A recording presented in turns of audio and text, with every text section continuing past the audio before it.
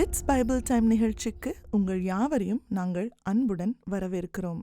சென்ற வாரம் ரூத் புக்ல இருந்து கர்த்தர் நம் கடந்த காலத்தை எப்படி மீட்கிறார் என்பதை குறித்து பார்த்தோம்.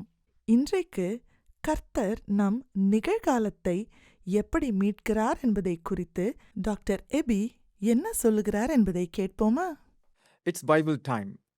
இன்றைக்கு நாம் ரூத் 2ஆம் அதிகாரத்திலிருந்து கர்த்தர் நம் மீட்பர் என்பதை குறித்து சிந்திக்க இருக்கிறோம். கடந்த வாரத்தில் ரூத் 1ஆம் அதிகாரத்தில் கர்த்தர் நம் மீட்பர் என்பதை எப்படி கடந்த கால சம்பவங்களிலிருந்து நம்மை மீட்கிறார் என்று பார்த்தோம். கர்த்தரிடம் திரும்பும்போது நமக்கு மீட்பு உண்டு. இந்த வாரத்தில் எப்படி நம்முடைய நிகழ்காலத்தில் நாம் சந்திக்கக்கூடிய சிலவற்றிலிருந்து நம்மை மீட்கிறார் என்பதை நாம் பார்க்க போகிறோம். Yes, the lord is our redeemer. கர்த்தர் நம் மீட்பர். He redeems our present. நம்முடைய நிகழ்காலத்தை மீட்கிறார். ரூத் 2ஆம் அதிகாரத்துக்கு உங்களுடைய வேதாகமத்தை திருப்பிக் கொள்ளுங்கள். நீங்கள் திருப்பிக் கொள்கிற வேளையில் உங்கள்கிட்ட ஒரு கேள்வியை கேட்கலாம் அப்படின்னு சொல்லி யோசிக்கிறேன். கடவுளை குறித்து யோசிக்கும்போது உங்களால் கண்டிப்பாக நீங்கள் சொல்ல முடியும், எப்படி அவர் உங்களுடைய வாழ்க்கையில் அநேக அற்புதங்களை செய்திருக்கிறார், அதிசயங்களை செய்திருக்கிறார், உங்களுடைய ஜெபங்களை கேட்டிருக்கிறார் அப்படின்னு சொல்லி. ஒருவேளை சில நேரத்தில் இன்றைக்கு உங்களுடைய வாழ்க்கையில் நடக்கக்கூடிய சில காரியங்களை நீங்கள் குறித்து சிந்திக்கும்போது, இன்றைக்கு அவர் என்னுடைய வாழ்க்கையில் என்னுடைய ஜெபத்தை கேட்கிறாரா, என்னுடைய விண்ணப்பத்துக்கு செவி கொடுக்கிறாரா, என்னுடைய கஷ்டங்களில் எனக்கு உதவி செய்கிறாரா? எஸ், நம்முடைய கடவுள் he redeems our past and he redeems our present. கடந்த காலத்தையும் அவர் மீட்கிறார், நிகழ்காலத்தையும் அவர் மீட்கிறார். எப்படி மீட்கிறார் என்பதுதான் இன்றைக்கு நாம் பார்க்க இருக்கிறோம். லாஸ்ட் வீக்கில் சிந்தித்தது போலவே இன்றைக்கும் முதல்ல அந்த கான்டெக்ஸ்டை பார்க்க போகிறோம். A present marked by poverty. ஏழ்மை, வறுமையினால் உண்டான ஒரு நிகழ்காலம். அடுத்தது மீட் த ரிடீமர். எஸ், ஒவ்வொரு அதிகாரத்திலையும் நம்ம மீட்பரை சந்திக்க போகிறோம். மூன்றாவதாக மீட்புக்கு நாம் செய்ய வேண்டியது என்ன? 1ஆம் அதிகாரத்தில் மீட்பரை சந்தித்தோம். எப்படி கடவுள் ஜனங்களை சந்தித்தார், அவருக்கு ஆகாரம் கொடுத்தார் அப்படின்னு சொல்லி பார்த்தோம். இன்றைக்கு நாம் ஒரு மீட்பரை சந்திக்க போகிறோம். அந்த மீட்பர் எப்படி கிறிஸ்துவை வெளிக்காட்டுகிறார் என்பதை பார்க்க போகிறோம். இறுதியாக அந்த மீட்புக்கு நாம் செய்ய வேண்டியது என்ன? Redemption requires an ongoing commitment to the Lord. மீட்புக்கு கடவுளிடம் நாம் தொடர்ச்சியான ஒரு அர்ப்பணிப்பை வைப்பது அவசியம்.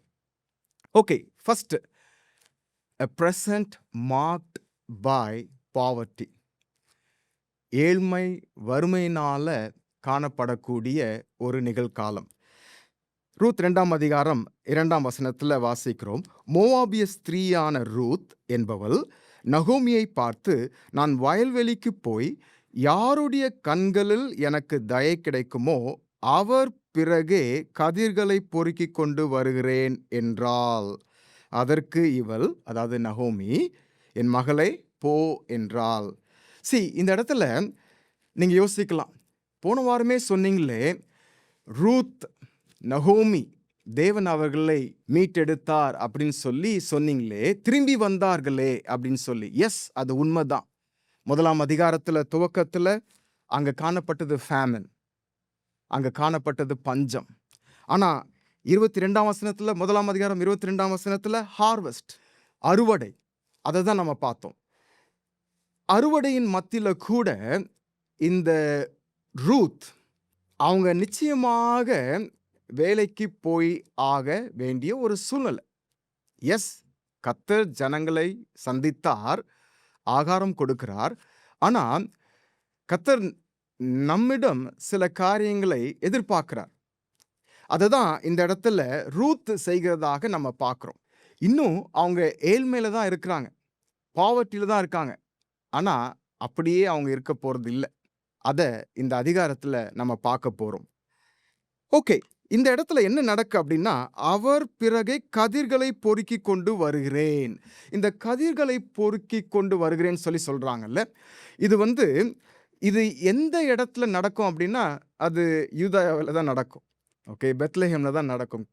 கடவுள் தேவனுடைய ஜனங்களுக்கு வாக்குத்தத்தம் பண்ணின அந்த தேசத்துல தான் நடக்கும். ஏன் அப்படின்னா, லேவியராகமம் 19ஆம் அதிகாரத்துல 9, 10ஆம் வசனத்துல என்ன வாசிக்கிறோம்னா, ஒருவேளை நீங்க ஹார்வெஸ்ட் நடக்கும்போதெல்லாம் கொஞ்சம் ஏழைகளுக்கும், ஃபாரினர்ஸ்க்கும், வேற இடத்துலேருந்து வராங்கல்ல அவங்களுக்கும் அதை நீங்க கொஞ்சம் மீதியா வைக்கணும். கொஞ்சம் அவங்களுக்குன்னு வைக்கணும். நீங்க முழுவதையும் அறுவடை செய்யக்கூடாது அப்படின்னு சொல்லி கடவுள் உங்களுக்கு சொல்லியிருக்கிறார். கதிர்களை அறுக்கப் போகிறேன் அப்படின்னு சொல்லியிருந்தாங்கன்னா, நிச்சயமா இவங்க ஏழ்மை நிலையில இல்ல அப்படின்னு சொல்லி நம்ம அறிந்து கொள்ளலாம். பாவர்ட்டில இல்ல அப்படின்னு சொல்லி. இங்க அவங்க பொறுக்கிக் கொண்டு வருகிறேன்னு சொல்வதனால, கதிர்களை பொறுக்கிக் கொண்டு வருகிறேன்னு சொல்வதனால, நிச்சயமாக அவங்க ஏழ்மையில இருக்கிறாங்க என்பதை நம்ம அறிந்து கொள்கிறோம். ஸோ இதுதான் context. A present marked by poverty. But போன வாரத்துல பார்த்தது போலவே இது ஒரு முடிவு அல்ல. இந்த அதிகாரத்திலையும் நாம் மீட்பரை சந்திக்கிறோம். ஓகே. அந்த மீட்பரை சந்திக்கலாமா? முதல் வசனத்திலேயே அந்த மீட்பரை இந்த ரூத் புக்கை எழுதினவர்கள் அழகாக இன்ட்ரோடியூஸ் செய்திருக்கிறாங்க. எப்படி இன்ட்ரோடியூஸ் பண்ணியிருக்காங்க?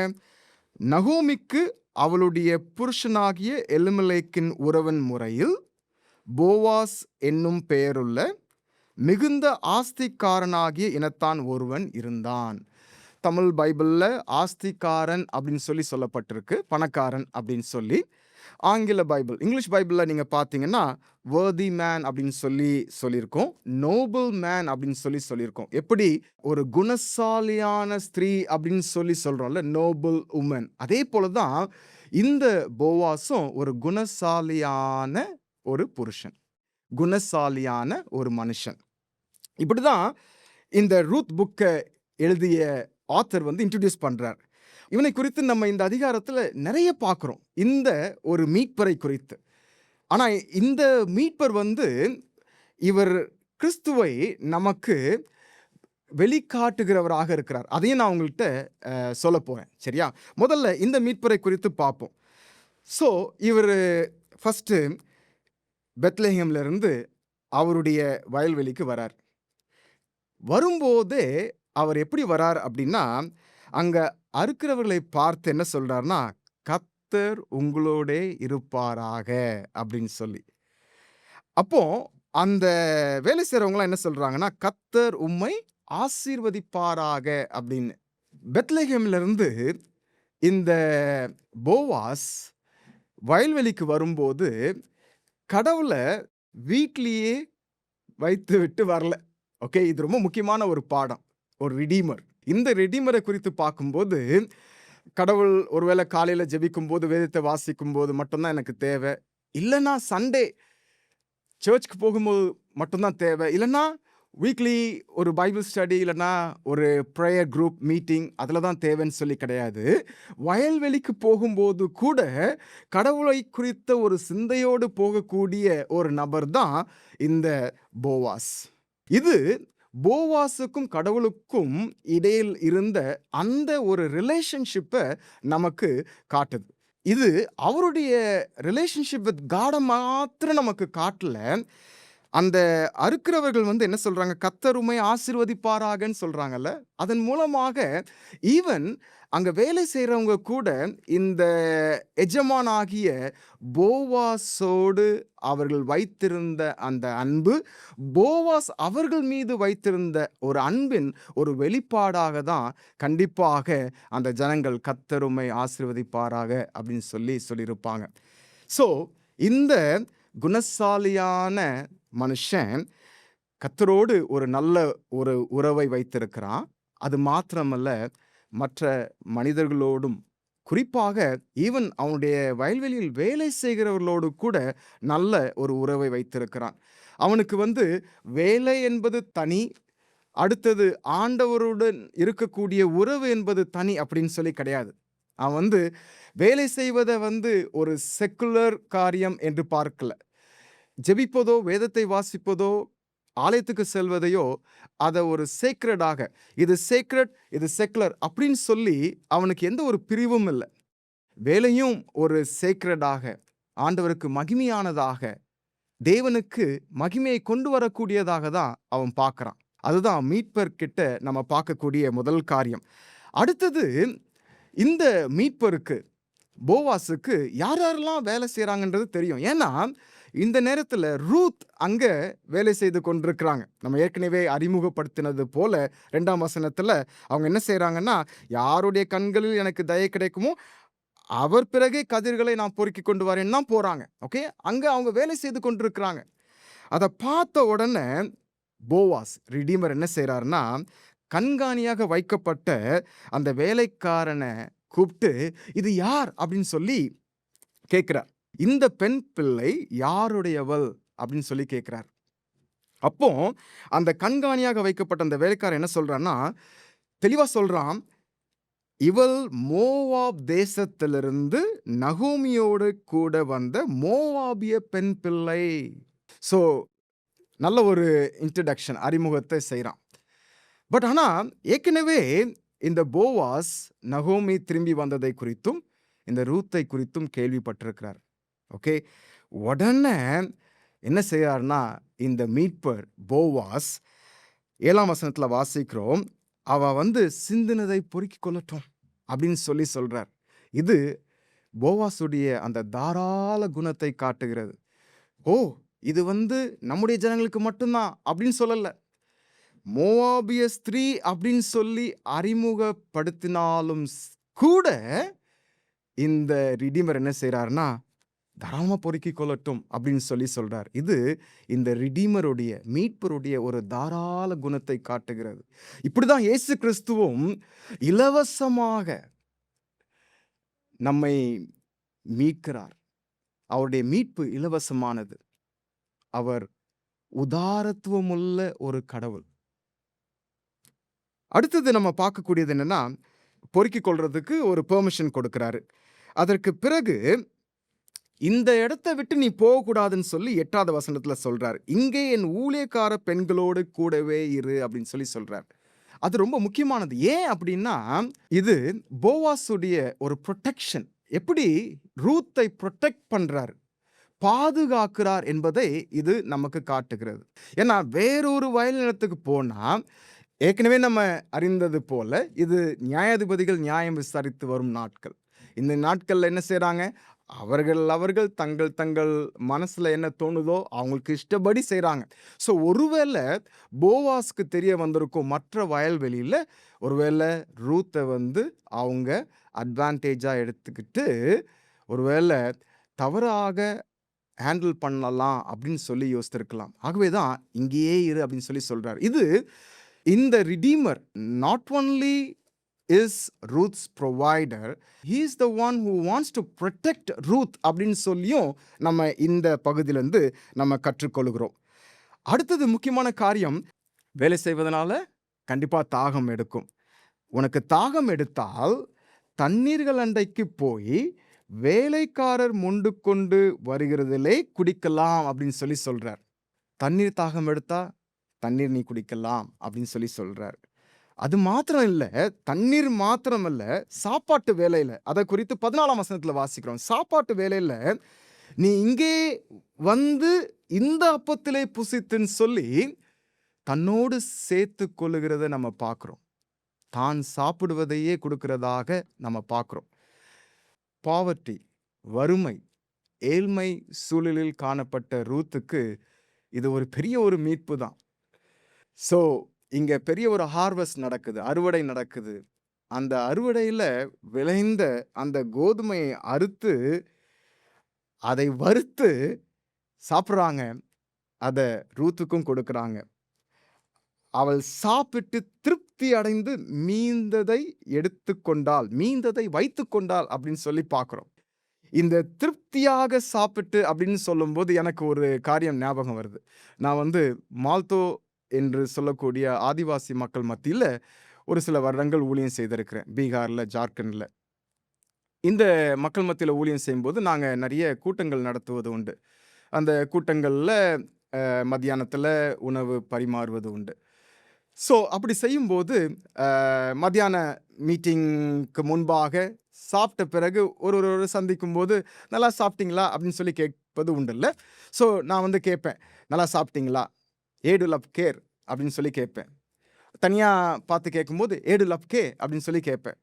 அவங்க "ஏடு லவ் கே" அப்படின்னு சொல்லி கேட்கும்போது என்ன சொல்லணும்னா, "ஏடு லவ் கேன்" அப்படின்னு சொல்லி சொல்லணும். நல்லா சாப்பிட்டேன் அப்படின்னு. ஆனா அவங்க என்ன தெரியுமா சொல்லுவாங்க? "உடிச்சு லவ் கேன்" அப்படின்னு சொல்லி சொல்லுவாங்க. அப்படின்னா என்ன அர்த்தம்னா, "திருப்தியா சாப்பிட்டேன் பையா" அப்படின்னு சொல்லி சொல்லுவாங்க. பையான்னா மிஷனரி. திருப்தியா சாப்பிட்டேன் அப்படின்னு சொல்லி. இங்க ரூத் கூட அவள் சாப்பிட்டு திருப்தி அடைந்தாள். அது மாத்திரம் இல்ல, மீந்ததை வைத்துக் கொண்டாள் அப்படின்னு சொல்லி பார்க்கிறோம். இந்த மீட்பருடைய அவருடைய குணாதிசயத்த, அவருடைய கேரக்டர தான் நம்ம பார்த்துக் கொண்டே இருக்கிறோம். இந்த மீட்பர் எப்படிப்பட்டவர் அப்படின்னு சொல்லி. இங்க தண்ணீரை குறித்து பார்க்கிறோம். அதேபோல சாப்பாட்டை குறித்து பார்க்கிறோம். இயேசுவானவர் வந்து யோவானுக்கு எழுதின சுவிசேஷம் 6ஆம் அதிகாரத்துல என்ன சொல்றார்னா, "ஜீவ அப்பம் நானே" அப்படின்னு சொல்லி சொல்றார். யோவானுக்கு எழுதின சுவிசேஷம் 6ஆம் அதிகாரம் 35ஆம் வசனத்துல, "ஜீவ அப்பம் நானே, என்னிடத்தில் வருகிறவன் ஒரு காலமும் பசியடையான். ஒரு காலும் பசியடையான். என்னிடத்தில் விசுவாசமாயிருக்கிறவன் ஒரு காலம் தாகம் அடையான். என்னிடத்தில் வருகிறவனை நான் புறம்பே தள்ளுவதில்லை" அப்படின்னு சொல்லி சொல்றார். யோவானுக்கு எழுதின சுவிசேஷம் 7ஆம் அதிகாரத்துல இயேசுவானவர் என்ன சொல்றார்னா, சத்தமிட்டு சொல்றார், "ஒருவன் தாகமா இருந்தால் என்னிடத்தில் வந்து பானம் பண்ண கடவன்" அப்படின்னு சொல்லி சொல்றார். இந்த போவாஸ் தண்ணீர் கொடுப்பதனால, அதைப்போல சாப்பிடுவதற்கு அப்பத்தை கொடுப்பதனால அல்டிமேட் ரிடீமர் ஜீசஸ் அவரை காண்பிக்கிறார். ஜீசஸ் இந்த உலகத்துல வாழும்போது இதுதான் சொன்னார். "நீங்க பசியா இருந்தீங்கன்னா என்னிடத்துல வாங்க. தாகமா இருந்தீங்கன்னா என்னிடத்தில் வாங்க" அப்படின்னு சொல்லி சொல்றார். இதுதான் நம்முடைய அல்டிமேட் ரிடீமர். அந்த அல்டிமேட் ரிடீமருக்கு உதாரணமாக இங்க போவாஸை குறித்து நாம் பார்த்து கொண்டு வருகிறோம். இது மட்டும் இல்ல. இந்த போவாஸை குறித்து பார்க்கும்போது அடுத்தது அவன் என்ன செய்றான்னா, இன்னும் கொஞ்சம் அதிகமாக ரூத்த கேதர் பண்ணணும் அப்படின்னு சொல்றதுக்காக பர்ப்பஸா என்ன சொல்றான்னா, 16ஆம் வசனத்துல வாசிக்கிறோம். ரூத் 2ஆம் அதிகாரம் 16ஆம் வசனத்துல, "அவள் பொறுக்கிக் கொள்ளும்படிக்கு அவளுக்காக அரிகளிலே சிலதை சிந்தி விடுங்கள்." ஸோ ஆக்சுவலா கீழ சிந்தப்பட்டத தான் எடுக்கணும். ஆனா பர்ப்பஸா போவாஸ் என்ன சொல்றான்னா, "கொஞ்சம் சிந்தி விடுங்கள். அவளுக்கு தேவையானதெல்லாம் எடுத்துட்டு போட்டும்" அப்படின்னு சொல்லி. அகைன் அவனுடைய அந்த தாராள குணம், அவனுடைய தயை, அவனுடைய கைண்ட்னஸ், அவனுடைய லவ், அதை நம்ம பார்க்க முடியுது. அண்ட் தென் 17ஆம் வசனத்துல நம்ம என்ன பார்க்கிறோம்னா, சாயங்காலம் வரைக்கும் அவ கதிர்களை பொறுக்கிறா. அத முடிச்சதுக்கு அப்புறம் வீட்டுக்கு போறா. வீட்டுக்கு போகும்போது அவ எடுத்துட்டு போற அந்த வார் கோதுமையின் வெயிட் என்ன தெரியுமா? 13 கிலோ. 13 கிலோ. ஒரு பாஸ்கெட் ஃபுல் ஆஃப் வார் கோதுமை. அத எடுத்துட்டு போறா. இந்த அளவுக்கு இந்த ரிடீமர் ரூத்தை ஆசீர்வதித்திருக்கிறார். இவர் கர்த்தரை நேசிக்கிறவர், ஜனங்களை நேசிக்கிறவர், பராமரிக்கிறவர், தண்ணீர் கொடுக்கிறவர், ஆகாரம் கொடுக்கிறவர், பாதுகாக்கிறவர், தேவைக்கு அதிகமாக செய்கிறவர். இதுதான் மீட்பர் அப்படின்னு சொல்லி இந்த இடத்துல நம்ம வாசிக்கிறோம். ஆனால் இன்னும் ஒரு காரியத்தை நம்ம கண்டிப்பாக கற்றுக்கொள்ள வேண்டும். இந்த மீட்புக்கு ஒரு காரணம் இருக்கு. அந்த காரணம் நமக்கு மிகவும் தேவையானது. போன அதிகாரத்துல மீட்புக்கு காரணமாக நம்ம என்ன பார்த்தோம் அப்படின்னா, தேவனிடம் திரும்ப வேண்டும் என்று. இந்த அதிகாரத்துல மீட்புக்கு காரணமாக நாம் பார்ப்பது என்ன தெரியுமா? an ongoing commitment to the Lord. தொடர்ச்சியான ஒரு அர்ப்பணிப்பு. இத ரூத் மூலமாக நாம் கற்றுக்கொள்கிறோம். ஸோ ஃபர்ஸ்ட் நம்ம பார்க்கும்போதே, சரி கர்த்தர் ஜனங்களை சந்தித்தார், ஆகாரம் கொடுத்தார் அப்படின்னு சொல்லி வீட்லயே இருக்கல. அவ வந்து நிச்சயமாக கொடுப்பார். அத நம்புனா. பட் ஆனா இவள்கிட்டயும் சில பொறுப்புகள் இருக்குது அப்படின்னு நம்பி தான் வயல்வெளிக்கு போறா. அங்க போயும் அவ ஐ திங்க் என்ன சொல்றாருன்னா, அந்த கண்காணியானவன் என்ன சொல்றார்னா, "காலமே துவக்கி இதுவரைக்கும் இங்கே இருக்கிறாள். இப்பொழுது அவள் குடிசைக்கு வந்து கொஞ்சம் நேரம் தான் ஆகுது." குடிசை அப்படின்னு சொல்லும்போது ரெஸ்ட் எடுக்க. ரெஸ்ட் எடுக்க வந்தது கொஞ்ச நேரம் தான் ஆகுது. ஃபுல்லா ஹார்ட் வொர்க் பண்ணியிருக்கா. அது மாத்திரம் இல்ல, கீழ பர்ப்பஸாவே சிந்தி விடும்போது எல்லாத்தையும் கேதர் பண்றா. சாட்டிஸ்ஃபை ஆகல. அதாவது நல்ல விதத்துல. ஏன்னா, வறுமையின் சூழல் அப்படி. அதிகமாக எடுத்துக்கொண்டு போறா. அடுத்தது வந்து நகோமிட்ட சொல்றா.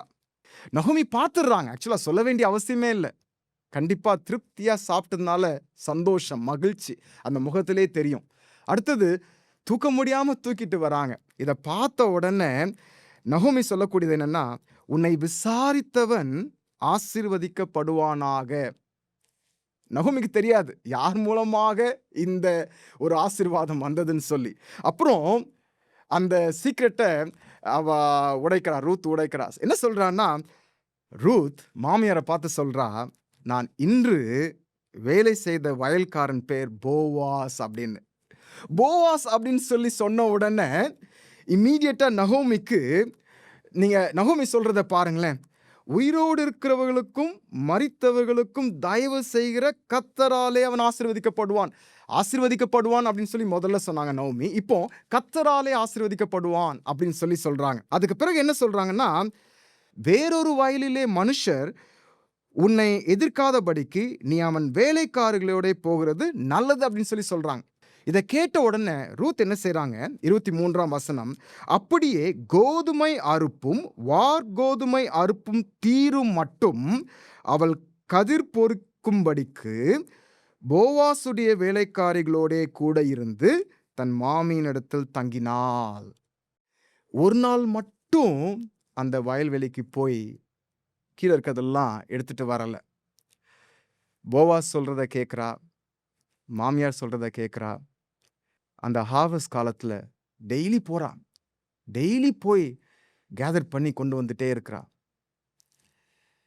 மீட்புக்கு இது ஒரு முக்கியமான காரணம். an ongoing commitment to the Lord. அத ரூத்துடைய வாழ்க்கையில நாம் பார்க்கிறோம். ஏதோ ஒரு நாளைக்கு மட்டும் கிடையாது. தினந்தோறும். ஒரு சில பேர் தான் செடிகள தொட்டிகள்ல வளர்ப்பாங்க. ஆனா, செடிகள தொட்டியில வளர்க்கிறவங்க வந்து ரொம்ப கவனமா வளர்ப்பாங்க. தண்ணீர் ஊத்துவாங்க. சூரிய வெளிச்சம் படுதா அப்படின்னு சொல்லி பார்ப்பாங்க. அது மாத்திரம் இல்ல, ஒருவேள அ வெங்காயத்தோலு, இல்லன்னா வாழைப்பழத்தோலு, ஸோ இத மாரியெல்லாம் எடுத்து கொண்டு வந்து போட்டு, அத நல்லா வளர்க்கறதுக்கு முயற்சிகள் எடுப்பாங்க. அத ஒரு நாள் பார்த்துட்டு, இன்னொரு நாள் அப்படியே விட்டு விட மாட்டாங்க. தினந்தோறும் அத கருத்தா பார்ப்பாங்க. மீட்புக்கும் அது ரொம்ப அவசியம். Redemption requires an ongoing commitment to the Lord. தொடர்ச்சியான ஒரு அர்ப்பணிப்பு மீட்புக்கு அவசியம். ஏதோ ஒரு நாள் மட்டும் கிடையாது. ஏதோ 2 நாள் மட்டும் கிடையாது. தொடர்ச்சியாக அவரை நாம் பற்றிக்கொள்ள வேண்டும். அது மீட்புக்கு அவசியம். அப்படி நாம் அவரை பற்றிக்கொள்ளும்போது, அர்ப்பணிப்போடு வாழும்போது, நிச்சயமாகவே நம்முடைய நிகழ்காலத்தின் தேவைகளை அவர் சந்திக்கிறார். ரூத்துடைய வாழ்க்கையில எப்படி ஏழ்மையின் நிலைமையை மாற்றி, ஒரு பயங்கரமான ஒரு ஆசீர்வாதத்தை கொடுத்தாரோ, அதேபோல நம்முடைய வாழ்க்கையிலும் அவர் நிச்சயமாக செய்வார். ஆனா சில சமயங்கள்ல அவர் செய்வது கிடையாது தான். யோபு நமக்கு ஒரு நல்ல ஒரு உதாரணம். "அவர் என்னை கொன்று போட்டாலும், அவர் மேல் நம்பிக்கையா இருப்பேன்" அப்படின்னு சொல்லி சொல்றான். ஷாத்ராக், மேஷாக், ஆபேத்நேகோ அவர்கள் நமக்கு கற்றுக் கொடுக்கக்கூடிய காரியம் என்ன? எங்களை நிச்சயமா நாங்கள் ஆராதித்து வரும் தேவன் எங்களை தப்புவிப்பார், விடுவிப்பார். விடுவிக்காமல் போனாலும் நாங்கள் உம்முடைய தேவன நாங்க ஆராதிக்க மாட்டோம் அப்படின்னு சொல்லி சொல்றாங்க. எஸ், நம்முடைய கடவுள் விடுவிப்பார், மீட்பார், ரட்சிப்பார், பராமரிப்பார், ஆதரிப்பார். சில நேரத்துல நாம் அவரையே பற்றி கொண்டிருப்பதனால, தொடர்ச்சியா நம்ம ஒரு கமிட்மெண்ட் நம்ம கொடுப்பதனால, சில நேரத்துல வந்து நமக்கு இது பெருசா இருக்காது. ஒருவேளை நம்முடைய ஜெபங்களுக்கு அவர் பதில் கொடுக்காமல் போனாலும் இது பெருசா இருக்காது. இயேசு போதுமே, இயேசு போதுமேன்னு சொல்லி நம்ம ஒரு சந்தோஷத்தோடு, ஒரு கன்டென்ட்மென்ட்டோட காணப்படுவோம். ஜெபிக்கலாமா? ஆண்டவரே, கடந்த காலத்தை மாத்திரம் நீர் மீட்கவில்லை, எங்களுடைய நிகழ்காலத்தையும் மீட்கிறீர். நீர் எங்கள் மீட்பர், எங்களுடைய சுதந்திரவாளி. நீரே எங்கள் சுதந்திரம். நீர் எங்களுக்கு இருக்கும்போது நிச்சயமாக எங்களுடைய தேவைகள் சந்திக்கப்பட வேண்டும், எங்களுடைய ஜெபங்கள் கேட்கப்பட வேண்டும். ஆனால் நீர் எங்களுக்கு இருப்பதனால நீரே போதும் என்கிற உணர்வோடு வாழ எங்களுக்கு உதவி செய்யும். இயேசு கிறிஸ்துவின் இனிய நாமத்தில் ஜெபிக்கிறேன் பிதாவே, ஆமென். இட்ஸ் பைபிள் டைம் நிகழ்ச்சியில எங்களோடு கூட இணைந்த யாவருக்கும் நன்றி. Don't miss joining us again next Saturday at 10 p.m. on Satyam TV. Until we see you again, have a blessed week.